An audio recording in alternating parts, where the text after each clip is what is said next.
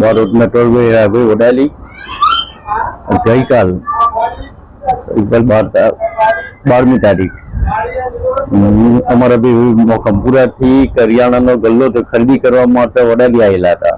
વડાલી આવતા હતા ત્યાંથી અને જૈન દેરાસર પાસે ચાલુ એક્ટિવા ઉપરથી એમને કદાચ દુખાવો પડ્યો અને નીચે બેસી ગયા ગાડી ઊભી રાખીને અને તરત ત્યાં શરીરમાં કોઈ રહ્યું ના એ ટાઈપના થઈ ગયા.